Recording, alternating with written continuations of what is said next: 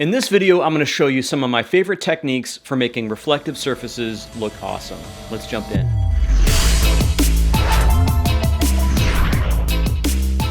Hey, what's up everybody? Chad here from Greyscalegorilla.com, where we bring you the tools, training, and tutorials you need to make yourself a better motion designer. Today's video was taken from a Twitch stream that I did, I think it was last week, where I covered some of my favorite techniques for making reflective materials look great. I'm going to be using HDRI Link and Arnold, but a lot of the techniques I'm going to show you, you'll be able to follow along in any renderer. So let's get started. Today we're going to be talking about metal, and not the kind of metal that you may have seen me post when our Pro Metals pack launched. I had this hilarious picture of me, drinking Jack Daniels and wearing a really long-haired wig. And I look like a metal dude. Well, guess what? That was just Halloween. I was not. I don't really look like that. I never really had long hair. In fact, I wish I could have had long hair, but alas, I am balding. So, balding is the key end of that phrase. Okay, so what are we going to talk about? We're going to talk about how to make metal look awesome in any render, but I'm going to be using Arnold. Why am I using Arnold? I have it. I love it. It's easy to demo, and it'll work fine for what I'm doing. And we're also going to be using HDRI Link. So you can see here we've got this frame, this car frame that I got from Turbo Squid. It's a really awesome kind of exposed frame that you might see in like a product shot, or you might see in like a catalog or something for this car. And we're going to make this thing look awesome, make it look metallic. Now, it's not as simple as just throwing in an HDRI, making a metal shader, and calling it a day. It's actually going to be a bit more complicated than that. So let's just kind of walk through a typical scenario. In our case, we're going to be using HDRI Link just because it's faster. So I'm going to go ahead and create a sky, an Arnold Sky. I'm going to go ahead and activate my IPR. And I have fairly low settings in here so that it goes a little bit faster for this demo. In fact, I might actually lower it a bit more. And this is probably going to look a little bit ratty, but whatever, it'll be fast, and that's really all I care about right now. Okay, so let's add a HDRI Link tag, and we're going to jump back into our Arnold Sky and change our color type to texture. It's going to immediately open this pop-up to want you to navigate to find your HDR, but we're going to close that, and we're just going to drag the word color right onto the HDRI Link tag, and it's instantly going to load our HDRI. So what do we want to do then? The next thing we want to do is dive into the tag and change the resolution from full to preview. This is going to load a slightly lower resolution version of the HDRI just so that it goes faster. Okay, so let's also just start from scratch here. We're going to grab a new Arnold surface. So I'm just going to right-click in the IPR. I'm going to say Create Arnold Material. It's going to create and assign an Arnold Material to that particular object. Actually, I think because these are different pieces, I'm going to actually do it a little bit differently. I'm actually going to do it to the entire thing. So with that guy selected, I'm going to go ahead and just drag him and replace that texture. Okay, so now we've just got a white plastic, and we have our HDRI in here, and it's going to default to, I believe, the Pro Basics, Studio Basics, but that's not the pack that we're going to deal with right now. So right now, I'm going to show you, typically, your instinct might be, oh, I'm doing metal, let me find an HDRI that works, and let's try this daylight, and I'm going to go ahead and turn off the contribution to the camera so that it doesn't show up in the background. Okay, so let's jump into the material and make some metal, because that's really what we're after here. And I'm not even going to get that detailed into how we're going to create this metal. I'm just going to select that shader, and I'm hitting Control Tab to open up this little quick search. I'm going to type, God, I can't talk. Start typing surface standard, and then hit enter, and it's going to finish that up and put that in the scene for me. I'm going to kind of move this around so I can see a little bit better. And there we go. All right, so Arnold has these nice little material presets that I like to use. In fact, I'm just going to twirl down to metal, and instantly it gives me a metallic kind of surface. The other thing I'm going to do is select a metal preset, and in our case, I'm going to choose aluminum because I feel like, I don't know, this is some sort of aluminum alloy probably. So let's just give it a roughness of 0.2, make it sort of rough. Okay, so that doesn't look good, right? Because it's a daytime HDRI. This is a product shot, and that's really not what you'd want to use. You wouldn't want to use like a regular old HDRI. So what do you want to use? Well, your instinct might be, well, I know, GSG has these Pro Studios. Like, would that work? Like, is that something I should use? So let's just dive in and grab one of those. And you can see I'm just going to actually rotate this light around so you can see it when it hits the front of the car here. That doesn't look good either because it's really a harsh light. It's a single source, and it doesn't look good on metal. What metal needs to look good are gradients and hotspots and little pieces of gray and like little areas where if the light isn't hitting, you're still getting a definition of what you're seeing. You want that sort of in-between value, a lot of range. An outdoor HDRI is not going to work. Outdoor HDRI is not going to work, and these harsh like studio lights that look great in some situations are not going to look good in this situation. So what does work? Well, that's why I created the Pro Studios metal pack, because if I come up here and I kind of let me just make this a little bit easier for you guys to see. If you look here, a lot of these HDRIs have gradients. They have little bright spots and grays that fall off into black and little highlights, and some of them have these like little streaky bits. And that's what's going to pick up on the metal. That's how you would shoot it in real life. You'd be shooting into bounce cards, you'd be shooting through cookies, you'd be shooting into all these different surfaces to get the metal to reflect the way that you want. So if you approach it like that, if you approach it like a photographer, you're going to get a better result. So right off the bat, before I dive into setting anything, I'm going to hit the little scene debug in my IPR over here, which basically just loads a white shader onto everything in my scene here in Arnold. It's a really nice way to kind of figure out if your light is too bright, too dark, if your key to fill ratio is out of whack, whatever. So turn that on, and I can see that I've got some subdivision problems going on because this model is actually pretty. Let me actually just turn on this so you can see it a little bit better, make this bigger. All right, so this thing needs to be subdivided. It's not going into a sub D surface, and there are a bunch of parts in here, okay? So how do I could just go in here and like multi-select all of them and, grab an Arnold tag and do it that way. But we have this hierarchy here, and I'm going to show you a cool little trick. First, I'm going to take a swig of water. Sorry about that. All right, so grab our top level of our hierarchy, go over to the Cinema 4D to A tags, grab an Arnold parameter tag. Now the Arnold tag knows that it's at the top of a hierarchy and doesn't really know what you want to do with it. It doesn't understand because it's not directly applied to a mesh. So I'm going to force it. I'm going to say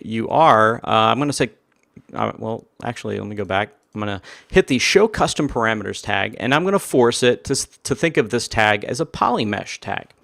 Now, why did I do that? Because that's going to expose the subdivision tab over here. And then from there, I can say cat Clark and give it an iteration of 1. And now we have a subdivision, render time subdivision surface on our entire hierarchy happening only at render time. And we have a nice smooth car. So let's get back out of debug mode. And now we can see that we've got the right subdivisions on our car model. And it's looking pretty good.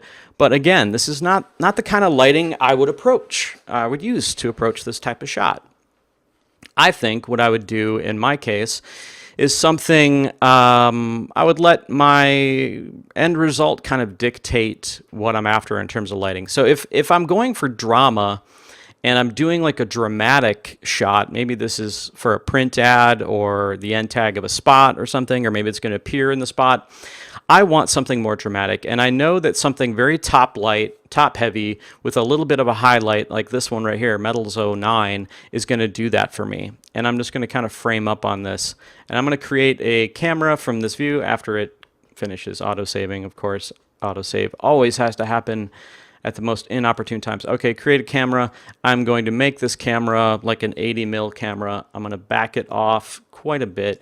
See, what I didn't like about that wide angle lens is that it was giving me too much of the back kind of arm. I don't know what you call this. I guess it's the window ridge or the window arm from the other side. And I want to create something a bit more dramatic and kind of special, I guess is the word, right? All right, so let's do a 100mm lens. Let's back that off. And I'm just trying to create something that looks pretty. All right, now I'm going to take my Arnold Sky and I'm going to zero out the rotation, and I'm just going to try to find out, I know I'm using this HDRI right here, and there's a little highlight, and I'm going to try to figure out where that highlight is. I could come in here and start to twirl this Arnold Sky around and like try to figure it out, but given that this is a pretty complex surface and there's a lot of glossies going on, that's actually going to be pretty hard. So another thing I like to do when I'm working like this, I'll create a little sphere. In this case, I've got a little chrome ball just sitting off to the side here. And this little chrome ball is going to be how I'm going to figure out where my reflection is. So right away I can see that my little highlight is over there, and actually, you know what, I'm going to move that little chrome ball out in front of my car so I can see it a little bit better, and I'm also going to raise it up a little bit. Okay, cool. So now I can kind of I have a better idea of what's happening with my HDRI. So I'm going to grab my sky again, I'm going to zero out the rotation, and I'm just going to try to put that highlight of that little ping right off the front of that hood. Cool, I like that. Let's go ahead and hide the chrome ball, and that's a pretty good dramatic render. But now I'm just going to kind of toggle through some of these for some other different looks. For instance, if like you wanted something even more dramatic, you could kind of come down here. There's some in here that are a bit more dramatic. This one, obviously we've got, if we turn on our little ball here, it's extremely front lit, and anytime you're doing metals, the last thing you want to do, well, not necessarily, it's an artistic thing. Hey man, subjective, right? So I particularly don't like front lighting metal because it just doesn't look right. It doesn't look pretty. It doesn't really show off the shape of this model. So what I'm going to do actually is just zero out the rotation of this guy. And now all I've done is kind of brought the softbox to the back and this like little ring light to the front. That's a little bit more interesting, but watch how much more interesting it gets when I just knock it 90 degrees and then I just start to peek. Let some of that light just peek in on that surface. Not even all the way. Maybe we even go the other way. There we go. That's even better. See, we've got a little backlight action. We've got a little rim happening. We've got this little wash of light. It's all about the gradients when you're doing metal. It's all about that. So let's try another one. Actually, this is one of my favorite ones here. You can see again, I got my chrome ball, see what's happening. I'm actually going to bring that intensity up a little bit. So I'm going to go under the main controls of my Arnold Sky. I'm not going to touch intensity, I'm going to touch exposure. And I'm just going to bring the exposure up to maybe 2. Yeah, that's looking good. Okay, so let's go ahead and hide our chrome ball.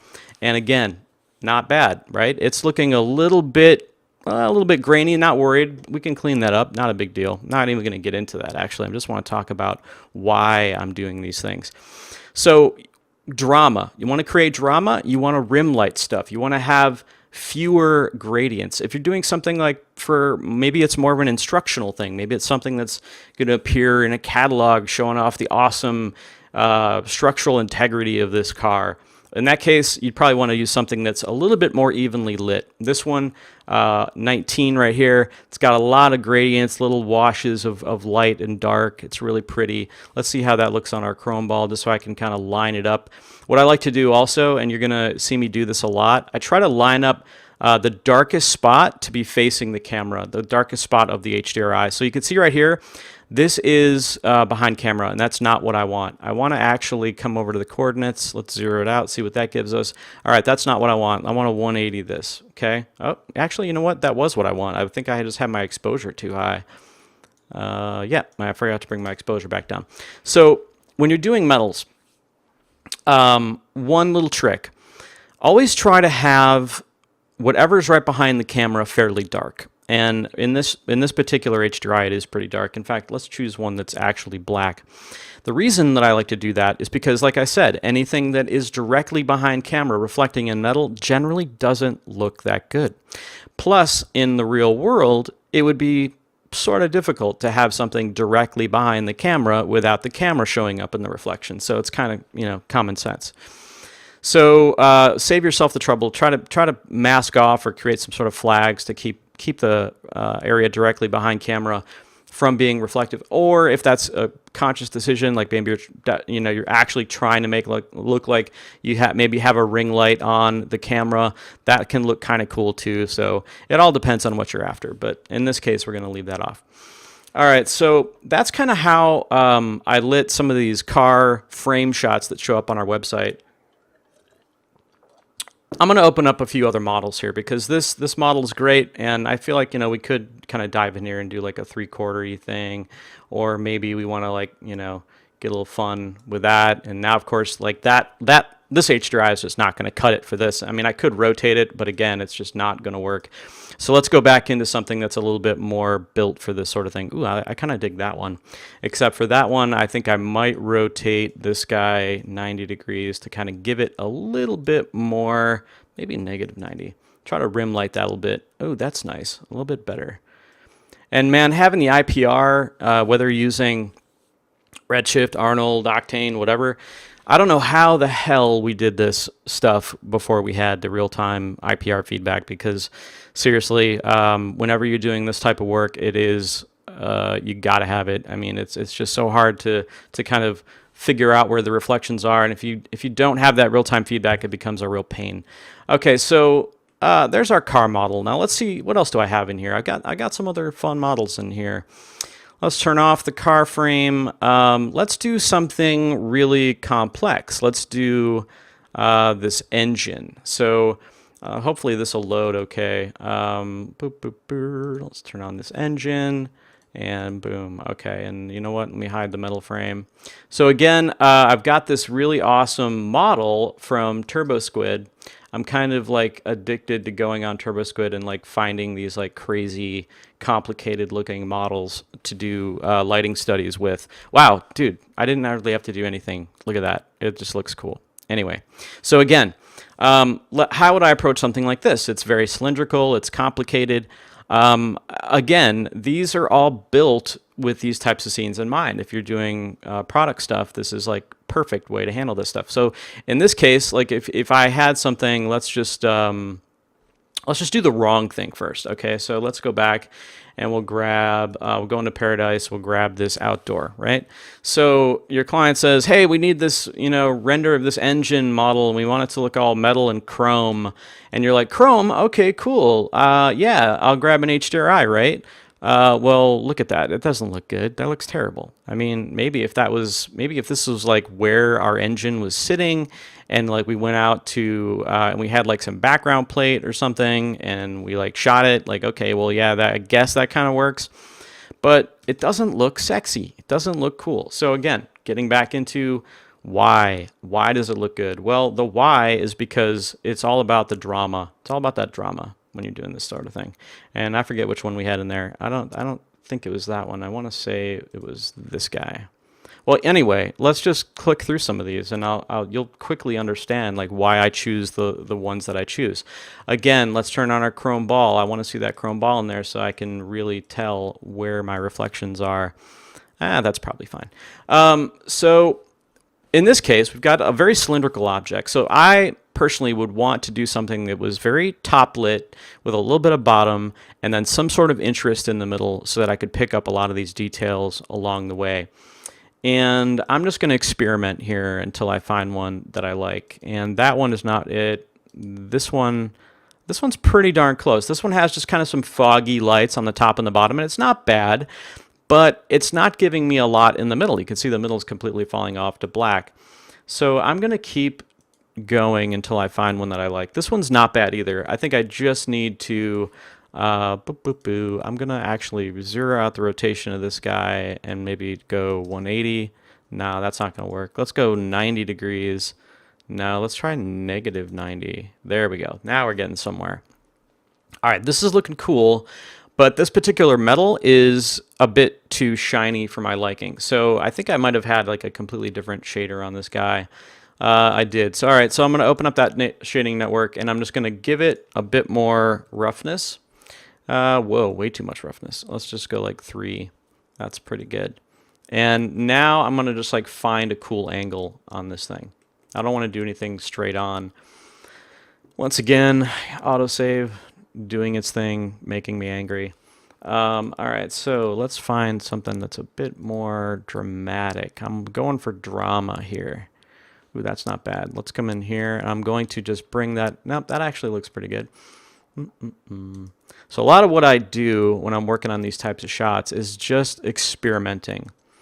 And I'm going, actually I dig that. You know what? I'm gonna say that that is good. I'm just gonna open up that shader and bring that glossiness down a little bit, and I'm gonna bring the overall exposure of this up, okay?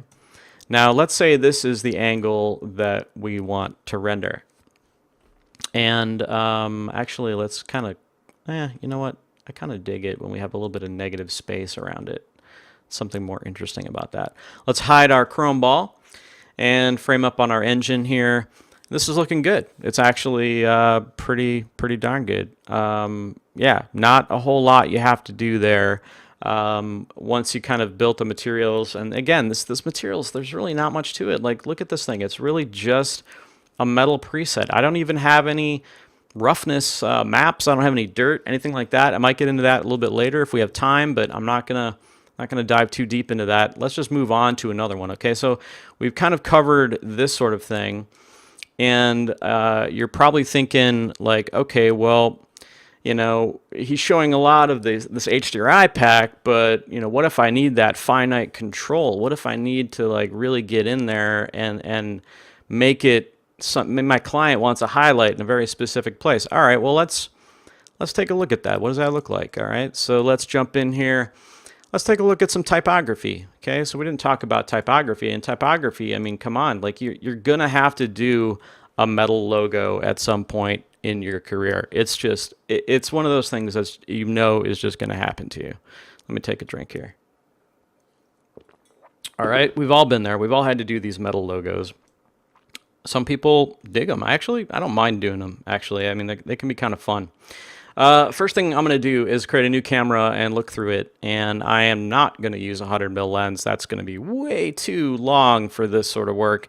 I don't know. Let's just do 40 because 40 is probably going to look cooler on our metal. See how much more dynamic that looks already?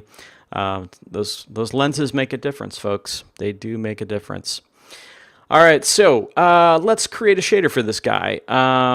You could, like I said, right-click in the IPR and say create Arnold Material, but it's only going to create it for the object that it's directly sitting under, and we have this little hierarchy here, and it'll be easier, I think, if I just come over here and just do it the old school way and grab a standard surface, and then I'm just going to drag it onto this entire hierarchy. Yep, cool. And let's just middle-click to get into the Arnold shader network. And let's just create a really simple metal. I'm going to say metal. And for this one, let's do lead. Okay, so lead. And whenever I'm doing typography, metal type, I tend to keep the roughness pretty high. And usually I'll throw like a bunch of grunge maps and whatnot, but for this demo, I'll keep it pretty simple. All right, so 0.2. So it already looks pretty decent. I didn't have to do anything. In fact, I still have this Arnold Sky in here with our HDRI, and that's providing a pretty decent lighting setup. I'm just going to try maybe something else over here. Let's try, ooh, I just locked up. Hopefully I'll come back to life here. Okay, there we go. That one's pretty good. Actually, you know what? Let's do something that's a bit more dramatic. I'm going to try something. Now, I know that one's not going to look good because this metal type is going to require a lot of little highlights and little bits. Okay, I'm liking this. In fact, okay, we're going to go with that one, and I'm going to rotate it. I'm going to zero it out to see what it looks like. Okay, that's very backlit. Not really what I want. I want just a little bit of that highlight to come through. And now let's say that our client came in and they're like, all right, this is looking good, but I want like a highlight, you know, the typical like throw a highlight on the front of the text comment that everybody gets. So yeah, what do we do here? Well, lucky for you, we can just grab a quad light, and Arnold, this is one of the things I love about Arnold. So I grabbed an Arnold quad light, and inside the main tab of the Arnold quad light, you have a look at little picker right here. It has like a built-in point constraint in this light. I love that. So I'm just going to click that, grab the word metal, and now it's going to be pointing at that word metal. And I'm just going to dive out to a front view here, and let's go ahead and make sure it's actually looking at the actual type here, because it wasn't. And I'm going to just pull this light out and maybe walk it away from the, what did I do here? Looks like I screwed something up. I'm just going to undo. I accidentally pulled the front of the lettering off. All right, so let's have it look at that metal type. Cool. And I'm going to turn off the skylight. Now we're only seeing this area light, this quad light. And just to make it a little bit more apparent, I'm going to turn off normalize. And if, for those of you that don't know what normalize is, normalize means that no matter the size of the light, it's always going to be spitting out the same amount of energy. I tend to turn that off because I like big lights to cast or like throw a lot of light, and tiny lights to throw little tiny amounts of light. All right, so let's grab our metal, and I think it'll be easiest to kind of describe what I'm going to do if I show you this without any roughness at all. So this metallic surface right now is almost like a mirror. There's no roughness happening. You can see the edges of my quad light showing up. If I pull it up in the frame, you're going to see it gets revealed here. If I move it off, I just want to show you right there. Okay, so this is not pretty. This is not, doesn't look real. It doesn't look good because we've got a solid white in our light. And if you've done any photography, your lights aren't solid white. They have a light bulb in them and usually a baffling on them. So it covers them up and it creates really a more interesting reflection. Well, the Arnold quad light has some really cool features, and some of my cool features I'm going to show you. Actually, let's try to get the corner. If I can get the corner of one of these to show up. There we go. Okay. So right here, you can see the corner of our quad light. And we have this little, in our main tab of our quad light, we have this little setting called roundness. So if I start to drag this up, it's going to introduce roundness to our quad light corner. And I'm going to drag that up until I feel like it feels a bit more realistic, because in life, there's no such thing as completely perfect 90-degree edges. In this case, we're going to say our light is a little bit soft. The other thing I like to do is turn on the soft edges, because this kind of blurs that line a little bit, okay? So it makes that feel a little bit more, see how it already feels more chrome? Because again, we're not using the harsh light, we're not using the harsh, on or off. It's got some gradients, it's got some flavor to it. All right, let's bring the spread down, because what the spread is doing is it's actually going to say, all right, the hottest, let me see if I can get a better view. Actually, you know what? We'll turn on our chrome ball. Forgot about our little chrome ball. He can help us in so many different ways. All right, so here we go. All right, so you can see our light in our little chrome ball here. If I start to bring this spread out, you're going to see, and it's going to be a little bit hard to see, so let me bring the exposure down. So, see, if I bring that spread down, I'm kind of like, imagine like you're taking the bulb of the light and pushing it closer to the fabric on your softbox or pulling it away. So if I lower the spread, it's kind of like making it feel like the bulb is closer to the light, kind of, I guess the front is what you'd call it. So cool. All right, I like that. Let's hide Mr. Chrome Ball. We don't need to see him anymore. And let's actually make that even a little bit dimmer, because I'm just trying to create gradients, guys. That's what I'm after here. I don't like the contrasty stuff. Okay, now we've got a highlight that looks a lot more realistic. Let's jump back into our shader. I think it was that one, yeah. And now we can bring our roughness back up to a respectable level. In fact, probably a little bit less than that, somewhere like in there. Cool. So now we have our highlight. Now we have, let's turn our skylight back on. And now we have some metal type that's looking good. And now we could even animate. Maybe we take this light and I'm just hitting Control on my timeline and setting a keyframe, and then I'm going to walk the light over to the other side. You know what? Maybe somewhere over here would actually be pretty good, like something like just over there. And I'm hitting Control and clicking on the timeline. I just created another keyframe on our light. I'm going to rewind it, and we're going to see how well Arnold does in keeping up with me animating. Cool. So it's showing you like a really low res version, but now we've got this light sweep going across our text. And if we want to make it even more apparent, we could bring the exposure down on our skylight, so then that light becomes more of the hero. And then of course you can come in here and tint the color temperature, maybe bring it to like 5200, or maybe you want it to look cooler, so maybe it's like 7200, whatever you're into, whatever the flavor you're after. So yeah, that's some techniques of using this Pro Metals pack in doing typography. What else? What other models do I have hiding around in here? I got quite a few, actually. How am I doing on time? Looks like I'm running a little bit long, but that's not too bad. I'm going to show you one more object, And let's actually, you know what? We're going to kill this quad light. We'll kill that camera. We'll kill all the cameras. And we'll leave Mr. Chromeball there. All right, so let's hide this guy. We're going to hide that guy. Let's bring out my favorite model from the Pro Studios Metal marketing stuff that we did. And that is going to be this model that a good friend of mine, Patrick Goski, created. And it's a little hard to see, so I'm just going to turn off the edge mode here. Look at how crazy awesome this model is. Like, Patrick really is out of his mind in the most fabulous way.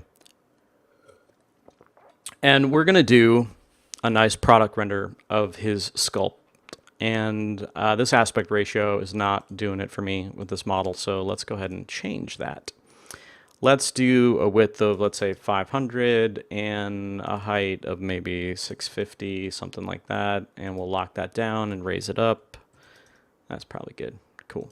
All right, so let's frame in on our sculpt. Let's go ahead and make a camera and look through that camera, change the lens to be something like 120 and back it off because, you know, we're doing a nice photograph of this sculpture and we want to make sure that we're capturing all of its beauty. And I'm going to bring the scale down of my IPR. This is a nice cool feature about the IPR in Arnold. You can work with the scale of the render and the zoom level of the actual viewport. So I can really kind of troubleshoot. Right now I'm just zooming in on this image. It looks pretty grainy because it's zooming in. It's not actually changing the render size. If I change the render scale to, let's say, 100%, now I'm looking at the 100% output of my render, and I can hold down Shift and drag to get a little render region going. But for this, it's pretty straightforward. I don't think we need to get that nuts with it. I'm going to do like maybe, yeah, we'll do like 49%, so we can see what's going on with our model. All right, let's throw a shader on this guy. He is a bunch of different parts, like I said, so I'm just going to apply it to the top level. Let's grab an Arnold standard surface and drag it on to that guy. And I'm going to middle click to open up the Arnold shading network, and we're going to choose like a gold. So again, grabbing a preset, metal, and we'll go down to gold. Gold. Not really, it's a little, for my taste, a bit too green. So I'm going to take the color here of the spec and just make it a little less green. And that feels better to me. Again, just a personal preference thing, not really something you have to do. And this is the HDRI that we had in there from before, and it actually looks pretty darn good on this sculpture. And I'm going to make this a little bit bigger because I figure why not? You can probably hardly see it at home. So, all right, that looks pretty good. Let's choose maybe a different one. I'm going to try to find one that's a bit more dramatic. This, I think, is going to be awesome, but it's rotated in the wrong direction. Again, I'm going to go in the coordinates, and let's just zero this guy out. Ooh, yes, I like this. Actually, I like this a lot. It's very rim lit, which I dig because it's really popping the subject off of our background. But it's too rim lit. There's not enough going on the front. And there's just not enough going on in the HDRI. You can tell there's just not a lot going on. So I'm going to find something that's similar, something that has two sides, but maybe has a bit more going on. Like this one's not bad, but it's just not dramatic. And I'm after some drama here. So I'm going to go back to that first one because I don't know. There's just something really cool about this one. And I'm going to use this one, but I'm going to make sure that I'm actually liking the way it's rotated. I'm going to choose like maybe 45 degrees. Yes, that's much better. See, just throwing it a little bit off center. Now I've got this nice rim. I've got this like highlight happening here. It's a bit too bright for my taste, so I'm just going to walk it down in terms of exposure a little bit. Yeah, that's looking dope. Yeah, I dig that. All right, so I'm not going to end there. We still have a little bit of time left. So what do we get? Let's make this better. I mean, we can always, I mean, this was too easy. So let's throw like a ground plane in here. And let's let this ground plane be like our shiny reflective floor for our nice little studio shot that we're gonna send off to some gallery who's gonna make Patrick Goski famous for his awesome sculpture with the big nipples. All right, so right-clicking in our IPR, create Arnold Material. Let's go ahead and hit Control-Tab and say Surface. And we're going to make it black. So black, boom. And I like a little bit of glossy, a little bit of roughness on there. Looks pretty nice, right? So this looks good, right? No. Yeah, this looks awesome. Perfect. Done, right? No, not done. I don't want my skylight to reflect in my floor. Like, that's not how I want this to happen. It's ugly. It's just weird looking. So I'm going to grab my sky. I'm going to jump down into project or project. I don't know, however you like to pronounce it. Exclude is on, so I'm going to hit select and I'm going to grab my floor, and look at that. Now my skylight is no longer affecting my floor. All you Octane users out there are very jealous right now, so I apologize in advance. So now we've got something that I think looks much, much better, but it's still not quite where I want it yet. Let's grab a Arnold quad light, and let's go quad, and I am going to then just walk it straight up into the air and have it point down, go to our main tab, and tell it to look at our Patrick body sculpture. It's not actually modeled after Patrick, but that would be pretty funny if it was. And we're going to add some volumes to this. We're going to add some fog to this light because I want like a little bit of like something in this black. I don't like seeing just all this blackness here.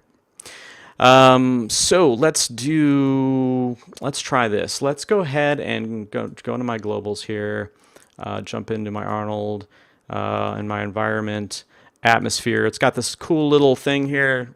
I mean, they couldn't make it any easier. Atmospheric volume, add that to the scene. Nothing happens.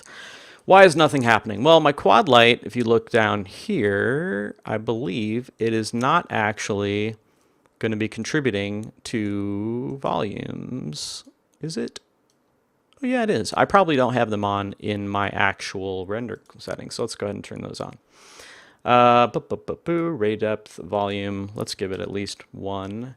And let's just give us volume indirect 1. Let's just turn these all up to 1 just to make sure.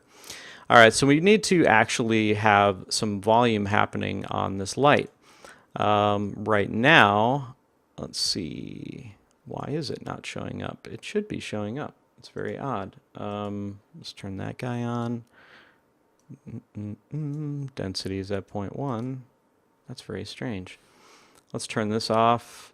Is it showing up? Maybe it is showing up, but it's just so low that I can't. Oh, stupid me. Stupid me. Forgot to turn off normalize. All right, so normalize, just because the light was so small, it was definitely having a hard time showing up. So let's go ahead and give this a little color. Let's grab our color temperature and make it cool. So maybe like a 7200 Kelvin. That looks good. And I'm going to walk it down in the frame a little bit so that it's a little bit closer to his head. And I'm going to also make it smaller. So let's just frame up on it and really just kind of till I'm happy with it, which is generally, I'm never happy with anything like this that I'm doing. I'm just too much of a perfectionist, but whatever, this is fine. Let's bring it up in intensity. And then for this light as well, I'm also going to exclude the ground because I don't want it to affect the ground. All right, cool. So now we've got something that looks a little bit more interesting, although forgot to turn our skylight back on. And let's grab our quad light, and we're going to bring the exposure down. Now this is just, again, subtleties. Subtleties. They probably aren't even, I'm not even sure if this is going to show up at home, to be honest, but I can see that this is no longer black. This is like a little bit of a blue, a little bit of a, it's just not so stark. And it's just all about creating something that just doesn't look too stark. So if I turn this off, you're going to see, I mean, that's kind of a cool look still. It's really dramatic, but it's just too much. I think maybe I went a little heavy-handed on this fog, so I'm going to knock it down a little bit there. I think that's pretty good. And again, this reflection on the ground is kind of distracting my eyeballs. So I'm going to grab that and bring the specular down to where it's there and we just sort of feel it, but we don't necessarily, it's not a distraction, if that makes sense. Because I want the eyeballs to go directly to the sculpture. All right, cool. So I'm feeling that. I feel like that's looking pretty damn good. So anyway, I hope this was useful. You know, I think when you're approaching metal type, products, whatnot, it's all about defining the shape through the reflection, and having the right reflection, the right environment to reflect your metals is key. So yeah, and also I wanted to let you know that the Pro Studios Metal Pack that we have for sale on our site, this price is about to go up, guys. This price is not a permanent price of $59 for all these. So if you haven't picked it up yet, you should go do that, because this price is probably going to go up maybe even this Friday.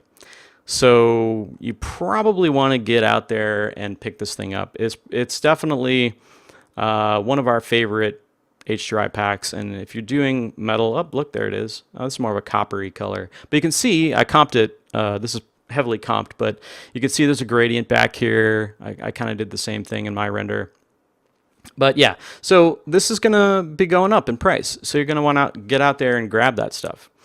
Anyway, so thanks for tuning in. Thanks for watching. Hopefully this was useful for you.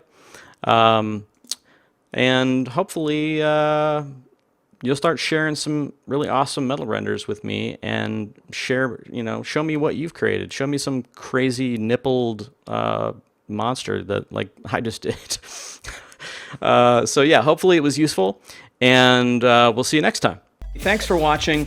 Make sure you catch all of our live streams by checking out and subscribing to our YouTube channel below, and also making sure that you head over to our Twitch stream and subscribe there as well. That way you don't miss out on any of our live streams.